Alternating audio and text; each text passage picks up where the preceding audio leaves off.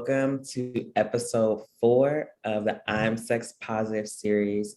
And again, I'm Nichelle. Y'all know me. And today we're going to be talking about sexual health. Why is it important? What do we mean by sexual health? And as you can see, I have a beautiful guest with me. And so I'm going to allow my guests, to introduce themselves, name, pronouns. What do you do? Any roles or hobbies, titles that are important to you? And then just, if you could just give like a brief background around like your understanding of sexual health. So go ahead, Erica. Okay, cool. So my name is Erica. So I go by they, she pronouns. I'm from Philly, but what do I do? I'm a sex educator. I currently curate a page called Come Talk, which I kind of dedicate to making it a very safe and open space to talk about sex. Whether it's just sexuality as a whole, gender identity, how we see the world through sex positive lens. I think it's really important to do that. So besides doing that, I'm also a mother. And I'm also learning how motherhood kind of just plays into being a sexual being and being sex positive as well. Because I'm learning that people think that once you become a mother, that a lot of the other parts of you die as well. So I also like to make sure that I educate people, and I'm telling people that just because you're a mother, that's one part of your identity, but there are other parts of your identity as well. And just because you birthed the human does not mean that those parts die. So when it comes to being sexual health, I automatically think about being an advocate for yourself. I know a lot of times in the past, we think about sexual health, we think about, probably negative stigmas of, STIs and things of that nature. But I think of being an advocate for yourself, I feel like it's very important to know what you like. Advocating for yourself as far as in the bedroom with your partner, knowing your body, gaining access to resources so that you're able to educate yourself about your likes and dislikes. And just honestly, just again, like educating yourself, educating your partners, educating the people around you. That's what I think of when I think of sexual health. Wow, Erica, I love you. I'm gonna just say I'm standing you already on this call. I mean, I already knew you before, but yes, I think one of the things that you talked about around like sexual health going beyond like STIs, I think so many of us, that's how we learn, where it's like sexual health is all about like STI prevention, and like having an STI is the worst thing that can happen to you. Side note, it is not, y'all. It's not. It's really not. But I think that's so much of like what we hear. And so like my next question for you is just like, why do you feel like it's important to discuss like sexual health right now? Like, I know I have my reasons for why I think this conversation is important right now, but how do you feel in this current moment, and like why should we prioritize sexual health in this moment? I think we should prioritize sexual health in this moment because basically, like I said earlier, also like you were saying, a lot of the times when we talk about sexual health, it focuses around STIs, which I kind of understand, but I think that in the way of us centering it around STIs, we kind of give STIs a negative stigma. And the reality of having an STI is that that's a side effect or very much something common that happens with sex. And because it happens often, I feel like we need to erase that stigma that it's dirty. Everybody has had, and I'm not going to say everybody, but I'm going to say a good portion of people have had STIs. So I think it's very important for people to understand that. Even like the most common ones that people don't really talk about often, like HPV. Those things are very common and they can lead to other things such as cancer in some people. But I think it's very important to talk about sexual health in this time because there are so many other things going on in the world. I feel like in the midst of when we went through the pandemic with COVID, people were in isolation and people were touch deprived. I know I was touch deprived even because I was pregnant in the midst of the pandemic. I probably went like over a year without being touched by another human being, honestly. So when it came down to me, being with another person again sexually, I was very nervous. I didn't know what to do. I didn't know how to advocate for myself. And it made me feel like how I felt in the beginning of my sexual career, where I was very silent on things that I liked because I was scared that people would judge me. I was scared how people would look at me. Because I feel like in this world, a lot of times when it comes to sexual health and sex is very male centered. So we don't really put a magnifying glass on what people without penis is really like in regards to, sexual desires. So I think that it's very important for us to just be very cognizant on what it means to be sexually healthy and just advocate for yourself as a whole. If that answers your question, if not, I can definitely go more into detail. You hit everything. And I also just want to like uplift because we are still in a pandemic, y'all. I think COVID has impacted so many aspects of our health. And when we're talking about sexual health, I think that aspect that you talked about, like that, like mental, emotional, obviously the physical component of it, it's impacted. Like they're all working together where it's just like, I haven't been touched in so long. Like, well, how is that making me feel emotionally? How is that making me feel mentally? I have anxiety around sleeping with new people now. What does that mean for my sexual health? Because now this is like my sexual health is now intersecting with my mental health because like now I'm thinking so much around like, oh my God, I could get exposed to COVID and I can expose like folks who I live with and like other folks who I'm in community with and in pods with. So I think, yeah, this conversation is timely. It is needed right now, especially during this time of the pandemic. And so I kind of want to like backtrack on something where you were saying that so much of the sexual health has been penis centered. So I feel like I guess my question is, what factors for you have made it so that like femmes, women, folks with vaginas have contributed to like not for them not prioritizing their sexual health? Oh man, so I don't even know where to start. So it's just so many. So I have all day, but no, I know. I just feel like, so I think one of the main factors I feel like is lack of resources and also representation. Of course, like porn is so mainstream now, everybody watches it. A good portion of people watch it. I have to stop saying everybody, but I do feel like everybody watches it to an extent.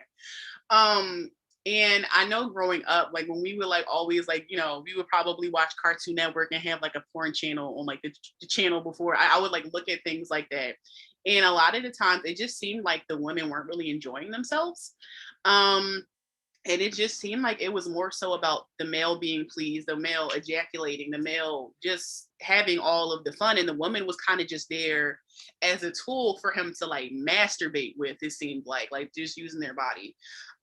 So I feel like a lot of the time when people see pornography and they see that, women kind of aren't really able to, voice what they would like their counterpart to do, specifically in heterosexual sex scenes.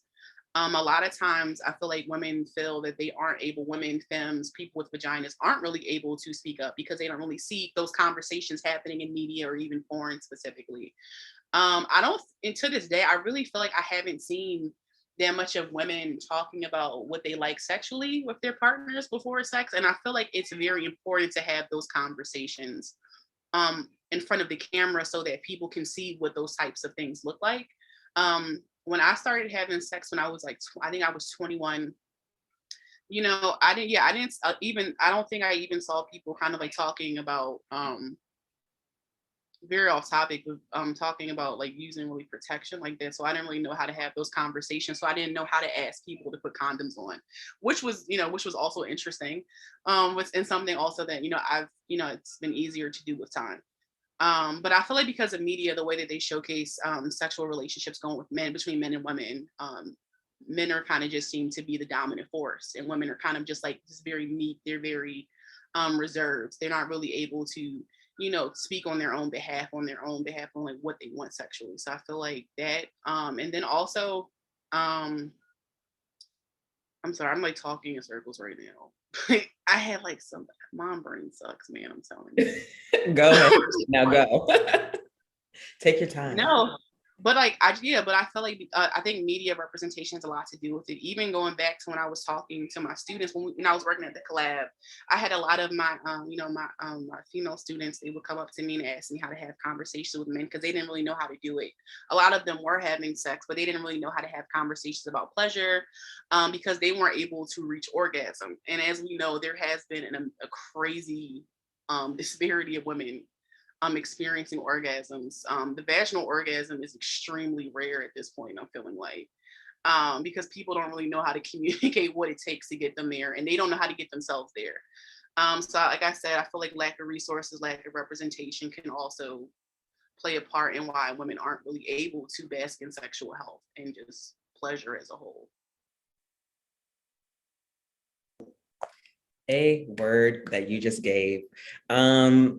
I also want to kind of jump on that. And because I always have to talk around like systems, I think if you're a woman who is not fitting the ideals, so like if you're fat, if you're a non-binary, yeah, if you're a Black woman, and I talked about this in my last video plug around Black women and how we've been hypersexualized and how we've also been told to like also, you know, be like the mammy image.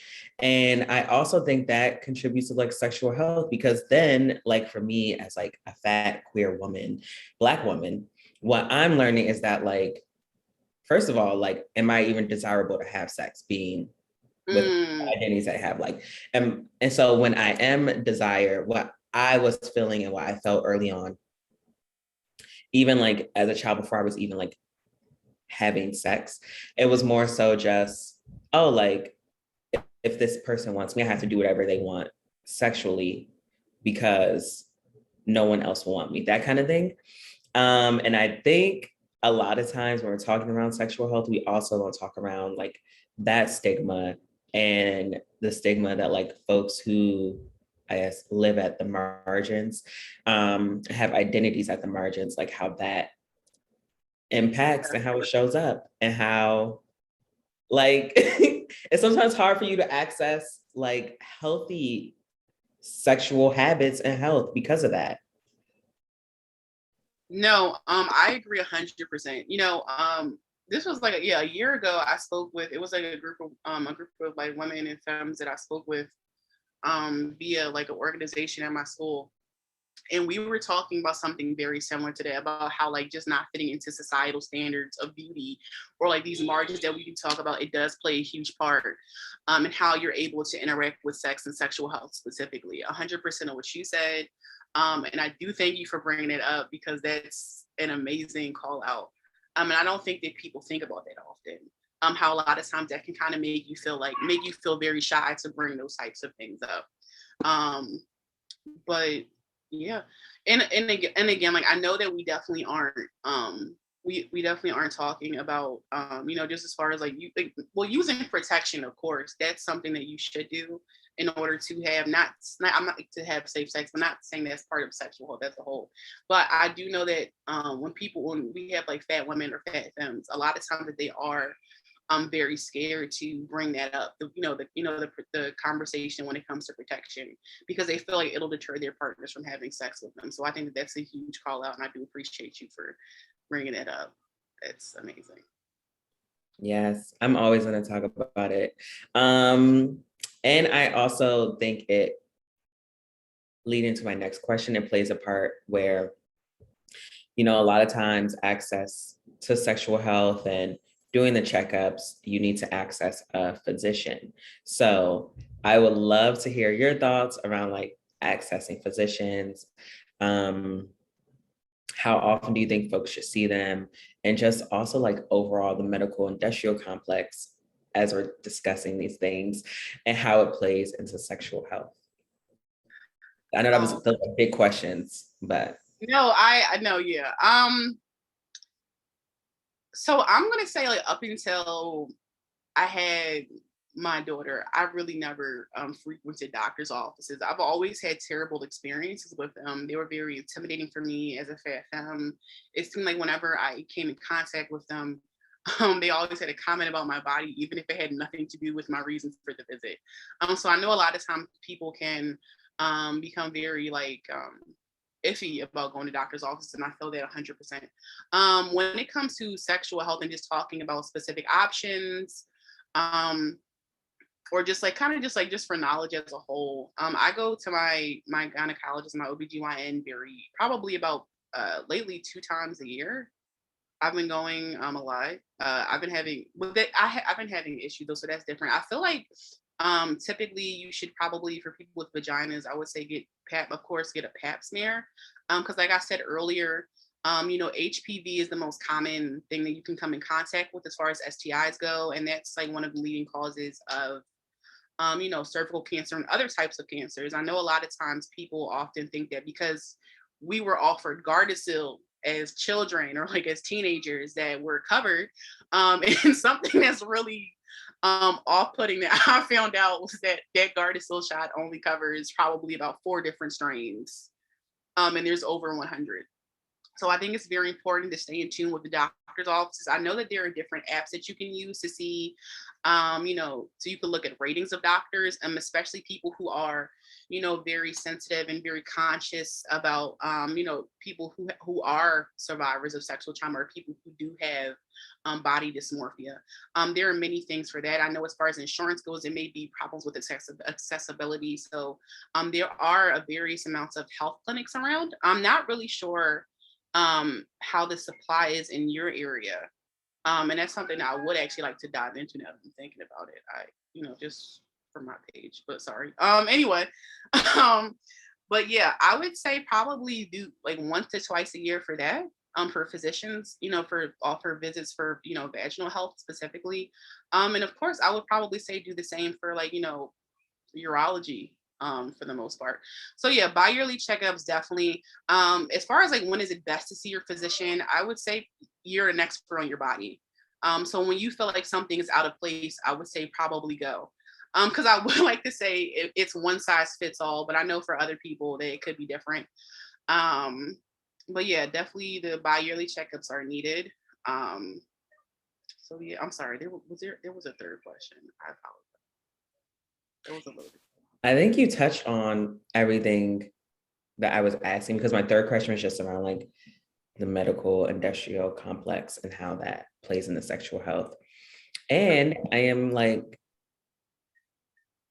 did you want to add something to that? Oh, well, no, as far as I just want to say healthcare is a scam. As far as like the charges, how they demonize people for having sex. Like, it's just like, I really hate it. Like every time I go to my OBGYN office, I've had to switch gynecologists so often because they've always said something so off-putting.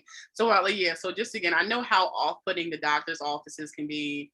But I really feel like there's one doctor out there for every person. It just takes a long time to find them, sadly. But yeah, the medical industrial complex is a scam. I just feel like we need to debunk and just destroy the system. Yes. Yes. And I know we talked just a lot around like the systems and seeing doctors. And I do want to get into like what options are available for folks that, as far as prevention methods that are available to like women, femmes, folks with vaginas. And so I can start because I have a plug, of course. And so, yes. So first, I just want to talk around like condoms, which I think is the most familiar prevention method as far as STIs and unwanted pregnancies. And DCBeings has a campaign happening right now where residents can order free condoms. So visit sexualbeing.org/get-condoms. And I will also post this information below. And you can get access to condoms. And there are also like the internal condoms, which are for folks with the vaginas that you will have access to. So I definitely want to plug that. I know we talked a lot around like sexual health being beyond like STI prevention, but STI prevention is a part of it. So go get y'all some condoms, y'all. I also want to talk around like PrEP versus PEP. And Erica, I'm gonna have you jump in also, when I give my little spiel. But PrEP and PEP are different. So PrEP is like the daily medication that you take every day to prevent HIV, and PEP is post-exposure. So if you thought you might have been exposed to HIV, that is when PEP would come in, and you would go see your doctor, go to your local clinic, and you can get access to that medication. Erica, do you feel like I missed anything? Anything you want to plug? Anything you want to give more information on? I mean, honestly, when it comes to conversations about around PrEP and PEP, I just always like people to understand that it's not. I feel like people have this misconception that it's just for gay men.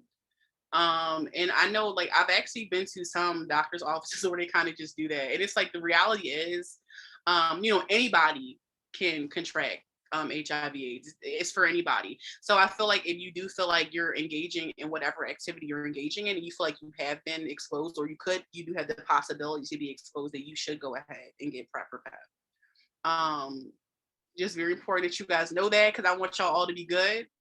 Of course, HIV and AIDS, those aren't the things that they used to be. But just know that it's for everybody. And so we're PrEP and PEP. That sounded bad, but it's for PrEP and PEP for everybody. So that's it. Yeah.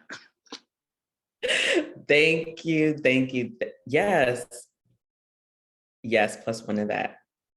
And so just like before we close out, what advice would you give to those with vaginas who are looking to begin the process of like reclaiming their sexual health? I think people are getting vaccinated, so they want to be outside, but this Delta variant is she's varianting. So yeah. So I do think, but like folks are excited to like be outside again, especially with the warmer weather. It's like, what advice would you give to those folks who are looking to begin the process of like sexual health again, reclaiming their sexual health, or even furthering their sexual health? The first thing I always like to tell people is that pleasure is for everybody, and everybody's worthy of pleasure. So I think that it's very smart. So that's one thing during the pandemic, and even while we're going through it, a lot of people are engaging in solo play. And I think that was such an amazing thing. And I think it's really important to continue that, because I think that you're your best sex partner. That's me, period. I just feel like that. And if people feel like I'm wrong, you're entitled to that, but I feel like I'm right. No, you're your best sex partner. I feel like exploring yourself is the best option to go, so that you're able to get to know who you are, and you're able to communicate that with other people. So accessing information through yourself, and then also just reading up on material to see if there's anything out there that you would like to explore that you don't know of. And just like kind of just like saying it with your chest to your partner, like just tell them what you want, like like whatever you want, tie me up, do something, like just just the advice is just to speak up, get to know yourself, and understand that pleasure is for everybody, and like everybody's worthy. Because I think that that's a lesson that I had to learn. It took so long for me to understand, after so many failed attempts of having an orgasm through a partner and not working, and I'm like, you know what, I give up. But don't give up. It's going to happen for you. You just have to work on it. I just push through, that's the advice. And I just, pleasure is nice. Pleasure is wonderful. And Nichelle knows that, Nichelle's, I'm sorry, I feel like my mom. I'm sorry, that was sad. Woo. But yeah, that's my advice to you guys. I'm awkward. Thank you for that, Erica. I think my advice would be definitely start with solo play. We are all worthy of pleasure. We are all deserving of it. And for me, solo play has definitely helped with like learning my own body, and then learning what I want with a partner. And also, I think being even able to like practice those discussions that you want to have with a partner. So don't be afraid to like seek advice or seek counsel, whether that's like through therapy, or even do like through like a sexual health clinic. Like I've done it there too, where they're very like open to helping you walk through like here's a script that you can say to a partner. So those would be my two things. And so, Erica, I just want to thank you so much for taking time out of your day to talk to me. As a reminder, DC folks, you can access free condoms at sexualbeing.org/get-condoms and follow DCBeings on Facebook, Twitter, and Instagram at DCBeings. Thanks, y'all. See y'all for our final episode where I'm excited for it. I'm going to have many of guests, and we are going to talk around like supporting queer and trans folks in the Black community. Super excited for it. It will come out next month, and I'll see y'all then. Bye.